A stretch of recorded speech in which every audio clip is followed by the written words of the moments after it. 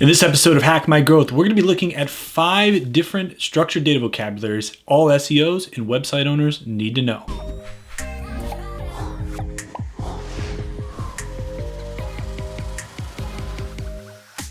Before we get into the content, I just want to say thanks for watching. If this is your first time checking out our channel, or maybe you've been watching a while and you have not yet subscribed, please do so now. And don't forget to turn on alerts. That way you know each and every time we create new content. So what are vocabularies and ontologies in the first place? Vocabularies and ontologies, these are something that are used quite a bit when it comes to structured data or talking about linked open data, and especially when we're talking about the semantic web. Now, it can be confusing when we start to use terms like this and really defining what they are. But if we want to break it down, on the semantic web, vocabularies, they define concepts and relationships. They're used to classify terms into a specific application or characterize the relationships between them, maybe define the possible constraints within those terms themselves. While you'll find some content out there that creates some differences between vocabularies and ontologies, the reality is there is no clear division between them. Currently, the trend within the semantic web is to use ontologies for more complex, maybe formal collection of terms, whereas vocabulary is used when we don't need such a strict formalization, a little bit looser collection of these terms. But vocabularies are the basic building blocks for inference techniques on the semantic web. And what that means is these are the building blocks for creating those relationships and connections between concepts on the semantic web. And as we've talked about in this channel, this is really important when you want to have a deeper understanding of your website for both the users and really for the search crawlers. So what are they used for? The role of vocabularies in semantic web, they help drive data integration. For example, when you have terms that can be ambiguous or have multiple meanings, you can use vocabularies to really set the specific meaning that you're intending with your piece of content, and it can also help and lead to the discovery of new relationships. So for instance, if I'm describing a person, in this case myself, and I wanted to use the schema.org vocabulary, I can leverage schema.org to do a couple of things. I can tell a web crawler that my name is Ryan Shelley, that I have an organization or work for an organization called SMA Marketing, and that organization has a specific URL which you can find more information about it. So instead of just providing a link to a user's profile page, you can actually inject that with more information and understanding so that the crawlers know more specifically the definitions and the connections between that link and the other pieces of content on the site, specifically my name, my company, and my company's URL. There are a ton of linked open vocabularies on the web. In this video, we're going to be looking at 5 that I think all SEOs and webmasters should at least get familiar with, because it can extend the context of your content and also help you create deeper relationships and improve your search visibility. Schema.org is probably the most popular vocabulary when it comes to webmasters and SEOs. It has a direct connection to Google's rich features. Google's one of the main companies that helped in collaboration with developing schema.org. The great thing about schema.org is that it's able to be used to help improve the search visibility of our websites. With the number and increasing number of rich features that we're seeing within the search results, schema.org has a large influence over those. Now, it doesn't impact all of them, but a lot of them it does. And when we add this type of structured data using this vocabulary to our website, we help create those semantic connections and really just develop a better understanding of our site from the crawler's perspective. Now, this is an example of some JSON LD code that contains schema.org markup. So we can see it's got the application type JSON, we've got the schema as the context, and in this case they're looking at movie type, the name, the director, and the genre and the trailer. So we've got all this great information right here that is probably on the site itself from a visual standpoint, but now it's being broken down using structured data, which allows the crawlers to better understand what the specific page is about. Now I'm going to make a plug here. If you're interested in learning more about how to leverage structured data using schema.org on your website, I have a course that you can take, and I'll walk you through every single bit of this and how to implement it on your site and really allow you to understand it much deeper. You can check out the link in the description if you want to learn more. The next type of vocabulary we're going to be looking at is called friend of a friend. Now this is used to define people and the relationships between people. So this is really cool if you do a lot of work together with other people, or you want to annotate the relationships between different people within your content, or you want to really build a social network in the back end, in the knowledge graph of your website. You can learn more about Friend of a Friend by checking out their website.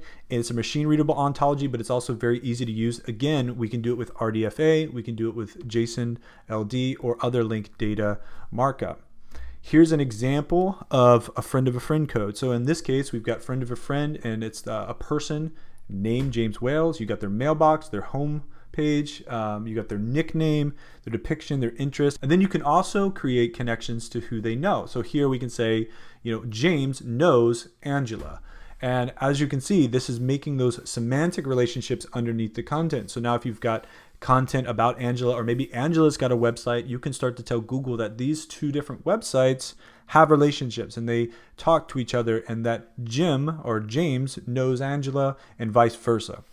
So what you're doing is creating these relationships within the data layer of your website. It improves the understanding of your content, and it really improves the overall context of what you're talking about. So this is a really cool type of structured data that you can leverage and add into your site to create those relationships between people. If you're in the e-commerce space, Good Relations is really, really powerful. It's a web ontology, and it complements other semantic data as well. And specifically when we're talking about goods and services. It does this by creating those connections between buyers and sellers and the products and services they offer.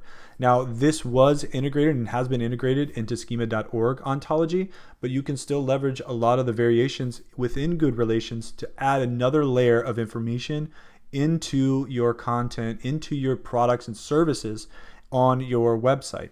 This is really important when you want to mark up your pages, your product pages, to have a better understanding from the crawlers. This is going to allow you to have more visibility in search. It's going to allow you to get more of that powerful information about your products and services right within the search results. Again, if we look at a piece of Good Relations information here, you can see it down here as we talk about specifically opening hours. So we have the property, Good Relation opening hours, all the information here, the resources to the linked definitions of the days, and all of that powerful information, because again, you're allowing the search engines to understand the context of your business within a language that they understand. So Good Relations is definitely one. If you do products and services on your website, you want to build those relationships and you want to start connecting that to the semantic web so that the crawlers have a better understanding of who you are, what you do, and the products and services and the relationship between that and the businesses you serve. What's really cool about this piece of content here is you're going to see there's a number of different types of structured data. We've got Friend of a Friend, we've got Good Relations, we've got VCAR, we've got XSD, and you'll see them down here. We've got the depiction of the company using Friend of a Friend.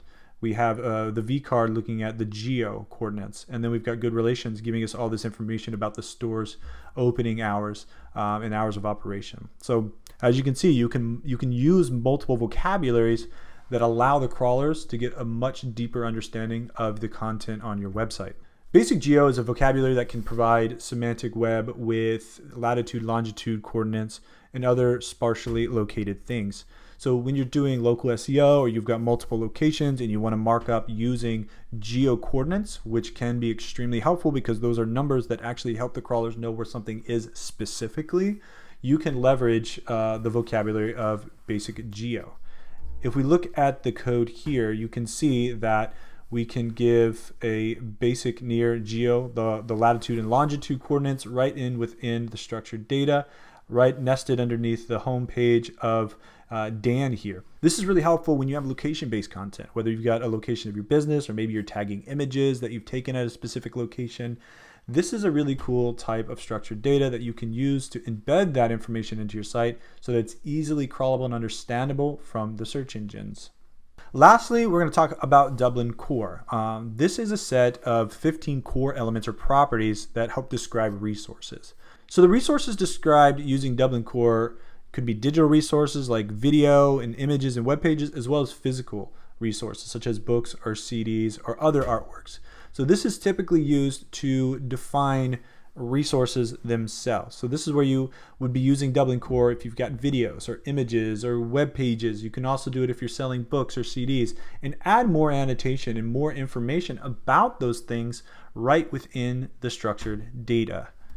Now, if we look at this example, you can actually define things like the format and you can define the language and the publisher and the title. Now, yes, you can do all of these types of things using schema.org, but you can also mix and match with some of these other formats so that you can get deeper information or extended information that you might not be able to always do within schema.org. So there's a ton of vocabularies out on the web, but it's really important to look at the ones that make the most sense for your business. If you're just getting started, do schema.org. Get used to schema.org, learn it, learn how to implement it, understand it. Like I mentioned before, we have a course that's going to walk you through exactly how to do that.